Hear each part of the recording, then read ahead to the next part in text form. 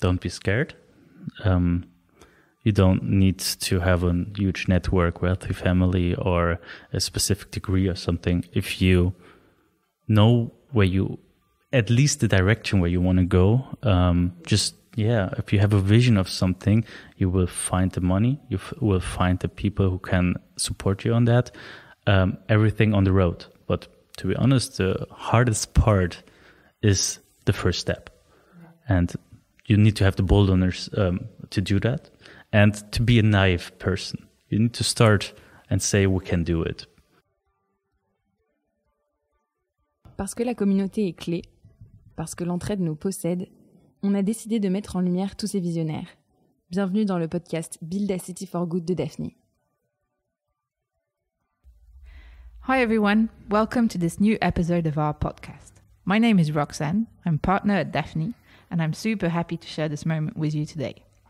Hosting this episode with me is Cristian, who's our first time joiner. Welcome, Cristian. Cristian, just so that everyone gets to know you a little bit better, seeing as it's your first time, please can you tell us who you are in 3 words and what you do at Daphni? Bit of a spoiler, I think 3 words is going to be a bit hard for Cristian because he's actually had multiple lives before joining us. We should even consider inviting you on our podcast one day.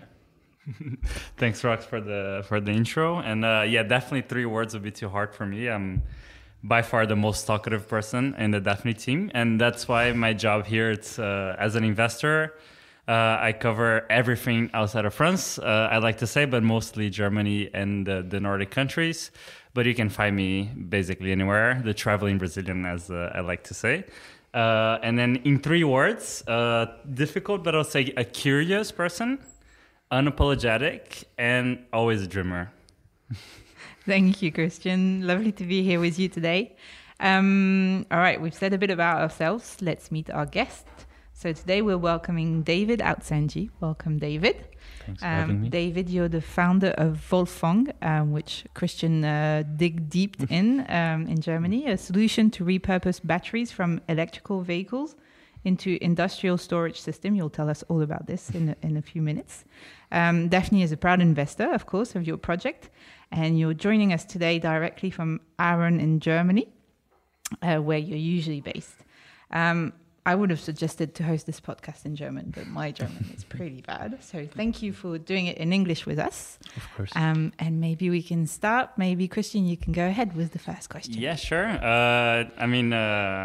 It's a bit weird to interview someone that you know so well. And I'm a bit still hurt because when asked who are the 3 guests that he would have for the dream dinner, he didn't mention me. So, but it's fine. I'll get over it.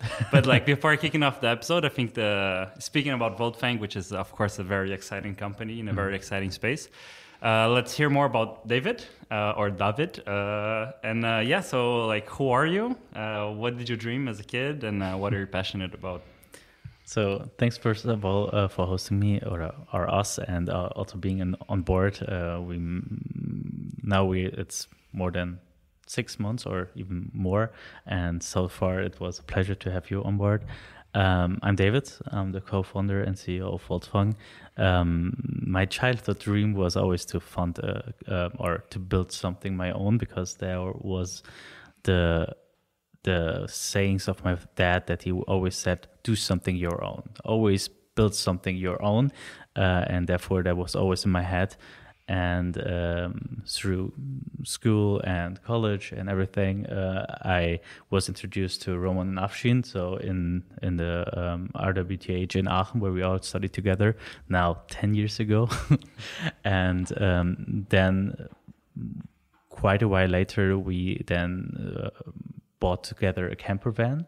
And there is actually also the idea, where the idea comes from, that we had this camper van. The battery of the camper van was always empty. Therefore, Roman decided to put a solar panel on the roof. And then we were deciding of how we can, or with what kind of battery we should change the battery of the camper van. And then we were looking at eBay Kleinanzeigen and saw that there were Tesla batteries. And we decided to put one into our camper van, but in the end, they were way too heavy. But at the same time, the father of Roman said he wants to have a storage system for his workshop, and we said, for sure, we can build you one. We are engineers. And that was actually 4 years now ago. We built up the storage system, and since then we founded Voltfang and developed to a bigger company where I can maybe also tell you a little bit more what we are doing, where we're heading to, and so on and so forth. Yes, please go ahead. So what we are doing is we repurpose electric vehicle batteries after their first life in the car. For example, Tesla, after 8 to 10 years, they need to change the batteries because they reach the end of life. And then we are testing these kind of batteries at our facilities. So we are producing, testing, and developing everything from Aachen still. Since we are a spin-off of the RWTH, we stayed there. And after we test the batteries and grade them for the use cases we are able to do, then we integrate them to our self-developed storage system, which is actually also awarded with the biggest prize for electric storage systems in the world. And then we produce a whole rack or one unit, which starts at 50 kilowatt hour, and we can stack them together up to 20, 30 megawatt hours. So we cover from a small storage or a store like Aldi Nord, or McDonald's, for example, up to really grid scale storage systems, which are there to stabilize the grid. And that's the whole idea behind it, to push sustainable batteries, because we repurpose them from electric vehicles into the market to get the energy transition forward. And there we want to have all of the kind of companies who want to be a part of that. So it's pretty cool. I'll take your camper van and it'll lead you to creating a company. I love that. So you've told us a little bit about Voltfang already. When did it start? So it started 4 years ago, where we were studying at the RWTH. Afshin and Roman were a little bit faster than me, done with the university, and afterwards then I was 1 year also in college or university while we were funding, and since then it started.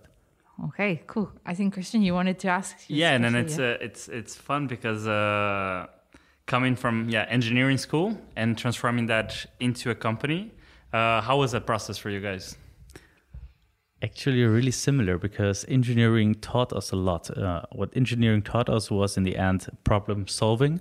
And my job is to solve a lot of problems a lot of times. So in the end, it taught us really well to know how to tackle problems. In the end, everything is based on physics. And you can, if you understood the basis of physics, you can build knowledge upon that fundament. And this is actually what we do. We build it up, the knowledge on that base. And since then, we are overcoming challenges by tackling them like engineers. And therefore, it was amazing. To be honest, it wasn't like this, that one course stuck out and that the one course helped us. It was everything self-taught with the tools of an engineer. And then going from college, spin out, you guys in the lab, to now over 45 employees. What are some great memories, good and bad memories from the early days of building Voltfang? There are so many memories. I can make this podcast to an 8-hour podcast. Okay, where should we start? So we have 45 full-time employees, 80 people actually in total. We have the own production in Aachen, therefore we are producing. Since we started, we started actually in the basement of a fair builder, because we started at Corona, and the fair stand or the fair builder didn't had so much deals in that time, so he needed to rent out his basement, and we just took over. And were you drinking Coronas all day long? Yeah, actually more kind of tea, because it was so cold. We were always with the jackets on, building on something. But one of the best moments was when we got some people hired, which migrated to Germany, and they also received their working permit. Oh, yeah. That was one of the best or coolest days. We also have people who started as an internship, and for example, Alex, he is now the VP of operations, or our head of battery health. All of them started as an internship and developed themselves with the company, and that's something amazing to see, that everybody still have the motivation, the intrinsic motivation to keep on following our goal to really enable a future worth living. This is something amazing. Due to the road, there were a lot of hiccups. So where should I start? First of all, we thought the first storage system, we can build it up in 3 days. It took us 10 days. So that was funny.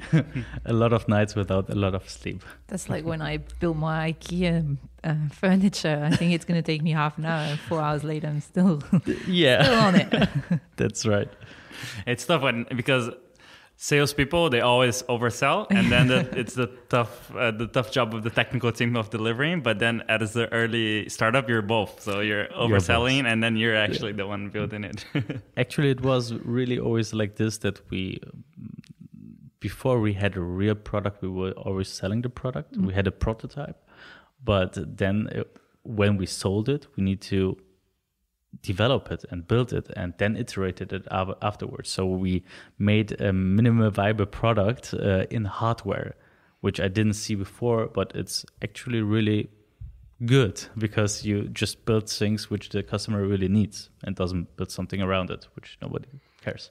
And then at which point during this process did you, Roman and Afshin, realize like, wait, we're actually might be building a multi-billion-dollar company here? Was it from the start, or that it was a moment that it clicked and everything changed? Actually, we had no idea where we're heading with this company. The intrinsic motivation or the values why we built it up was because we wanted to be our own boss. We wanted to create a company which has the values of respect, transparency, and purpose-driven. And in order to accomplish that, we saw that as a good opportunity to make it. And in the beginning, it was more likely to be selling just the batteries, the inverter, and the energy management system for people to build it like IKEA at their house for their own, and going from door to door. And afterwards, we just got the whole bubble of VC. We get to know the whole bubble of VC, and everything just evolved. And we saw that we are building something the people and the world needs, and therefore we see that as a it will become a multi-billion-dollar company because the customer is the world. And yeah, it was not intentional, but we saw the potential and just seeked for it. I guess, yeah. It's so interesting that it's something that's just coming out of your studies. I guess if you have any tips for students who are currently doing their research and wanting to transform into a startup, what would be your number one tip? Don't be scared. You don't need to have a huge network, wealthy family, or a specific degree or something. If you know at least the direction where you want to go, if you have a vision of something, you will find the money, you will find the people who can support you on that, everything on the road. But to be honest, the hardest part is the first step. Yeah. And you need to have the boldness to do that, and to be a naive person. You need to start and say, we can do it, when everybody says you can't. Biggest challenge is your own self then. Yes. Yeah, actually it is. And if you just overcome the first barrier, then the rest is not easy. But when people start to believe in a story, you will always get more people and more money, and the whole thing starts to roll by itself. But just be bold. That was your case, Cristian. You believed in David's story and you were charmed by him. Yes. And then I like to say that the place I worked before Daphne, we've invested in Voltfang as well. And then once I came, I say, okay, my first month at the job, I say, you guys might fire me, but I'm doing it again. And yes, I bet on him twice. So definitely. Gosh, she's a true believer, huh? Yeah. Actually, we need to have the podcast on him as well. Yes, and can you come and host it with me, and then we'll grill him. I would love to, but in the end, what you also came over just inspired myself, and therefore it was a good fit, I believe. Good Nice. connection. Awesome. And then part of the big belief it's that we bet on Voltfang is not only to build the most sustainable energy storage systems in the world, but also to have a whole software loop around it. At the same time, I absolutely love the slogan that you guys have, that it's software cannot storage energy. We can. But it would be great to not only explain how Voltfang sees the hardware connecting with software, and explaining it as well for the guests that might not be so technical. What does it look like in a use case, for example, for a grocery store? Mm-hmm.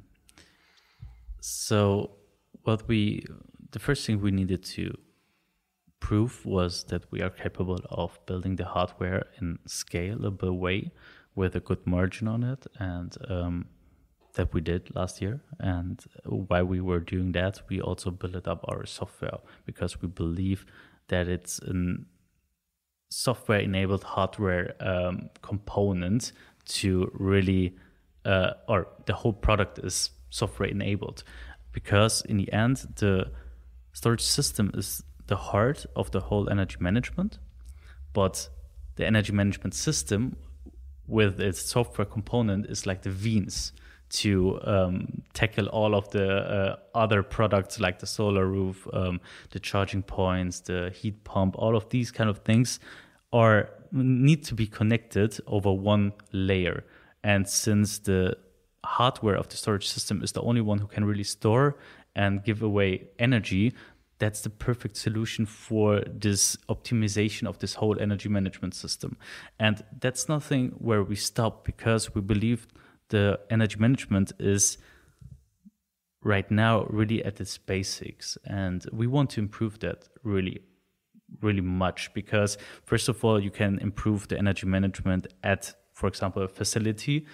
Let's look at Aldi Nord.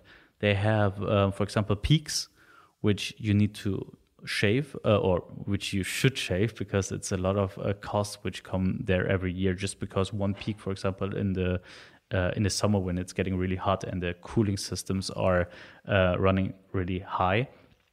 If you shave these kind of peaks, you are firstly saving a lot of money.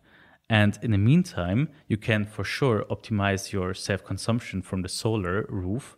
But when, for example, the grid needs a lot of energy, and you can offer them with your battery these kind of energies, you will get even more returns from that. And that's, for example, what we are trying to do, to trade our storage system behind the meter. So you have the use case of shaving the peaks, you have the self-optimization use case, you are optimizing on the charging points, but also if the grid needs like support, you provide it.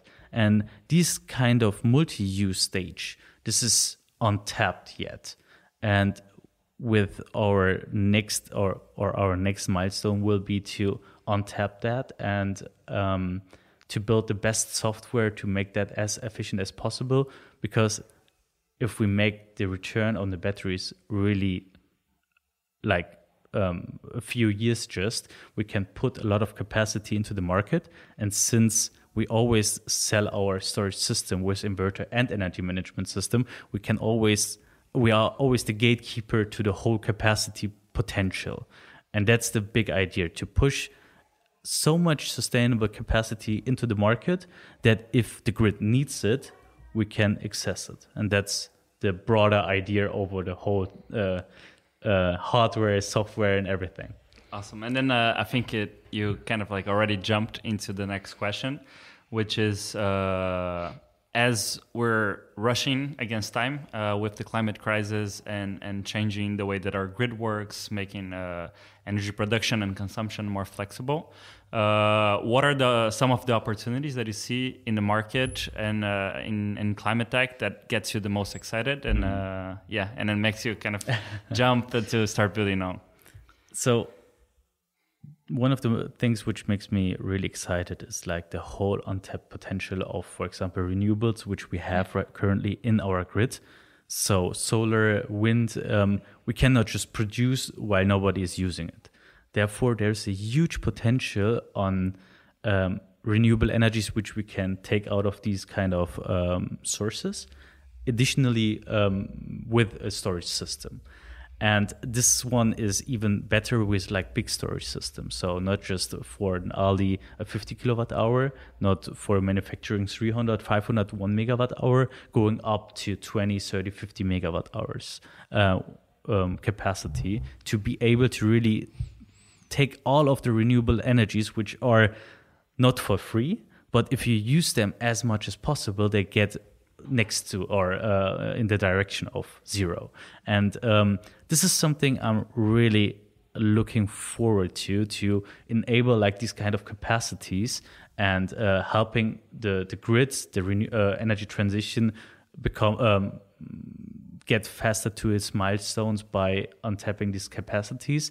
And the thing where I get really nerdy is on our product side, because since we have a lot of engineers in our company, we built up a product which is more like a platform. So the inner frame, so what the battery holds, like the modules are stacked into our storage system, and the inner frame which holds all the batteries is so easily scalable from 50 kilowatt hour to 20, 30, 50 megawatt hour. Just the housing is different. So in the smaller one, you just put it outside in a smaller rack. If you go to grid scale opportunities, you just put it into containers. But in the end, it's the same product. So you can build one inner frame thousands of times, which we are able already in the production. We build it up right now. And we are able to really produce the same thing thousands of times for completely different kind of customers, and with the same energy management layer, which is also, again, for everybody. And that's so cool about also the hardware part, because we built something which is incredibly scalable, and that's for a variety for customers, and that can really help for the making an impact. Wow, so cool. All right, let's change topic a little bit. I guess we're doing a tech podcast. We're investors in tech, but it would be impossible to do a tech podcast. Sorry, I can't say the word very well today without talking about AI.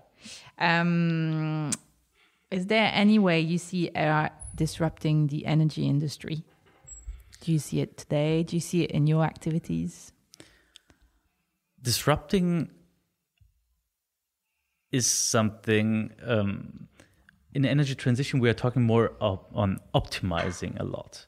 So there is a huge untapped potential where we can optimize. What we are still already doing is we are using machine learning frameworks for our testing, for example, to get better gradings. But again, it's just better grading. It's not a disruption. Yeah. And the same on the energy management side, we will use artificial intelligence for that as well, because you can anticipate, for example, when peaks will come. For example, if it's really hot, you just put a lot of facts or empiric data inside of it, and then they just predict how much likelihood is that something will happen. I don't believe that it will disrupt our case, but maybe in other cases it could be. In other cases, I believe that AI and machine learning will optimize it, and it's not just a small optimization. It's more like 50% or up to 50% optimization. All right, so no major disruption, but a bit of an influence. Let's see. I would love to be proven wrong. That's a very engineering answer for me. Yeah. Cool. And then, okay, so we went really, really technical. And then pulling out. We're doing a quiz, huh? At yes. the end. Yeah, doing a quiz. But then, I always like to as well make it personal. So any surprising facts about David that our guest probably wouldn't have guessed? I believe a lot of surprising facts about myself. Oh, he's taking the time to think. It's really hard, to be honest. When you think about surprising facts, you need to look from the other perspective and think what people don't think of you, but I have no idea what people think of me. So it's actually a really hard question. In the end,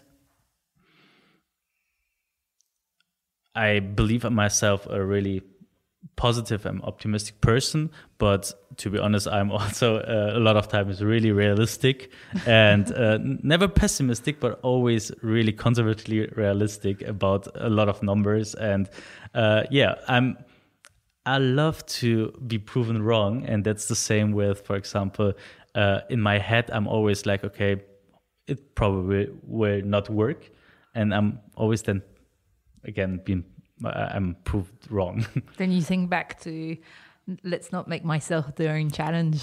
That was your advice. Yeah, and maybe I'm I'm an introvert and an extrovert at the same time. Yeah, I see myself. I'm introvert, but I can be an extrovert. So I'm more like an introvert. All right, cool. Okay.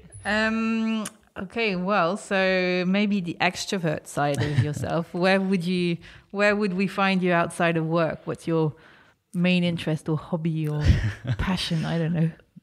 I'm an entrepreneur, so we don't have hobbies. No, just kidding.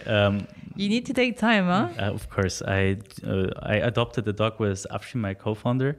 And actually, you see myself with my dog out in the wilderness. What's the name of your dog? What's Nacho. the breed? Nacho. It's Nachito, or his full name is Ignatius, but everybody calls him Nacho. Just kidding.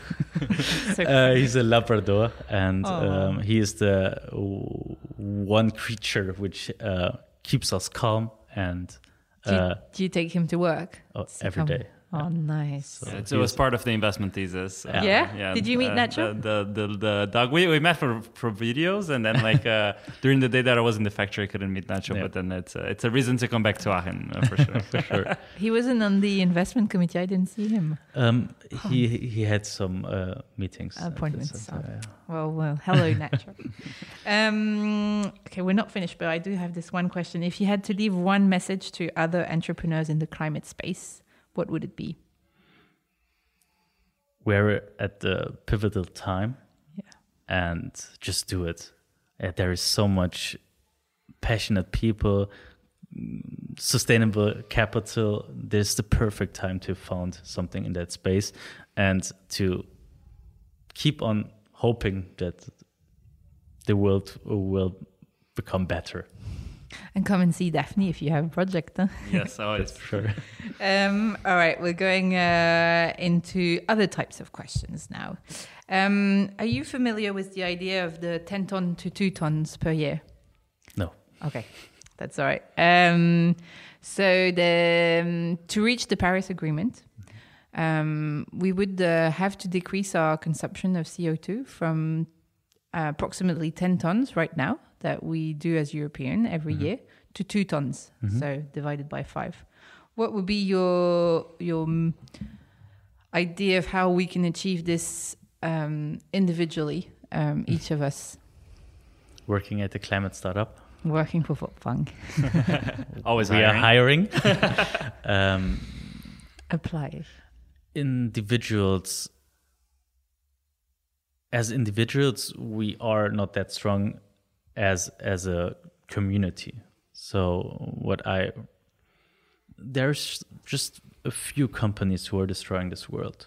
We need to cut them off, and that's actually it. So in the end, we need to force our governments to stop subsidizing the fossil fuel industry, stop subsidizing oil, or even start subsidizing a lot in climate tech that it's getting redundant, and stop letting lobbyists destroy our future. So in the end, we as individuals, we need to push for politicians to be transparent and to see what they are doing, why. And that's the impact we have. I don't believe that we need to cut flying somewhere or something because we don't have so much opportunities. And we should reduce our comfort a little bit, but that doesn't mean to fly somewhere if the other way would be 50 hours of train or even 20 hours of train is not worth it against 1 hour or 2 hours of flight. So in the end, as individuals, we have our voice, our vote, and that's something really powerful. And to found a company which is building better products than the fossil fuel industry. So that would be my recommendation. Cool. And so if you take us in the future in 2050, what would be your vision of the world in 2050? I just love the topic of renewable energies. I just love the idea that... I couldn't say that. I just love the idea that we are really running just on solar, it's just on wind and maybe other types of source of energy. It gives me a good feeling, and that we don't destroy our nature around and stop cutting forests for profit. That in 2050, I believe there will be profit still, something valuable, but even more valuable will be the impact on the society. And I'm optimistic. I see a world without greed. Hey, Cool. leave a better word for Nacho. Yeah. How old is Nacho? I actually don't know. Oh my God. We adopted him, and they said he's 1 or 2 years old. Okay. And since we adopted him 1 year after the foundation of Voltfang, it's So he's 2021. It's 4 to 5 years. Yeah, they say that you have dog years and you also have startup founder years, and also Oh, you're yeah? aging at the same pace. Oh, actually, Times 7. Huh? actually, if you're doing something which fulfills you, you love what you do. And I could say I don't do this or I don't do that, but in the end, I don't want to. It doesn't stress me too much. It's a cure to stay young. Yeah. Okay, I'll go with we have just a few 5 questions actually, which are more fun questions, let's say. If you had to eat one dish for the rest of your life, what would it be? I hope you're not going to say nachos. No. Pasta limone. Pasta. Well, pasta limone.